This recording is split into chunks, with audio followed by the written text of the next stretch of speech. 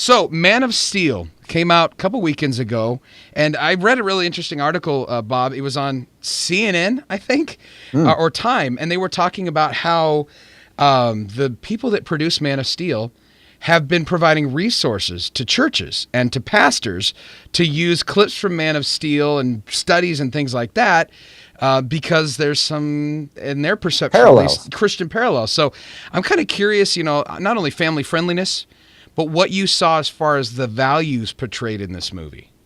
There's definitely those parallels, and they have been in the Superman world for years and years. Here you have a baby coming from another world, coming to planet Earth, adopted by human parents, and eventually help save the planet in many ways. So the parallels have not gone unnoticed by the church. From a family perspective, it was a pretty good movie too.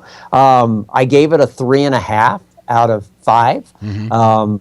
To say that there's some pretty intense violence and some, knockdown, drag-out scenes with the villain is a bit of an understatement. Especially for me, it's probably like 20 minutes of battle sequence that was getting a little tiresome, and I was a little weird. I could have trimmed and edited this one out quite a little bit.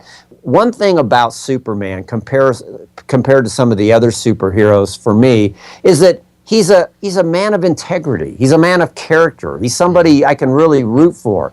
Superman is still, I have to admit, is probably my favorite of all the super characters out there in the Marvel and DC comic universe, because he really has other people in mind. There's not a selfish bone in his body. And he's portrayed that way by Jack Snyder, the director. And so this one has, I think, great potentials for teens on up. You definitely wouldn't want to take your younger, but teens on up, Man of Steel is worth seeing.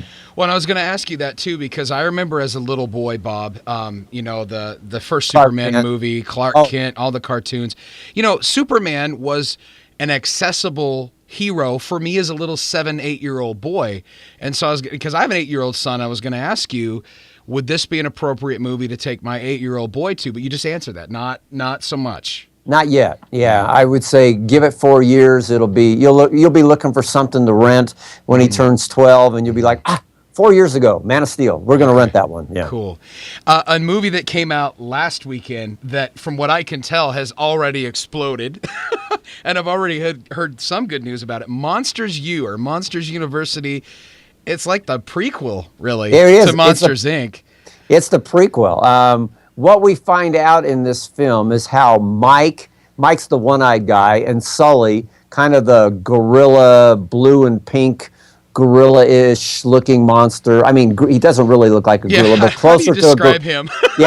Closer to a gorilla than anything else I can come up with. Well, I mean, when Monsters Inc., these guys are partners and they get along. And this one, the prequel, we find out they didn't get along. They were very competitive. Pixar is a creative company. This is not an Up.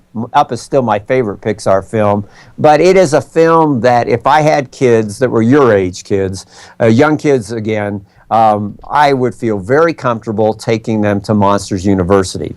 And you might ask, is it a perfect film? No, I still haven't seen one of those. So what's the potential damage or problems in this one? I would say there's a couple scenes where they're winking to the frat boy party scene, kind of that Revenge of the Nerds filming. Now, will a 5-year-old get that? No.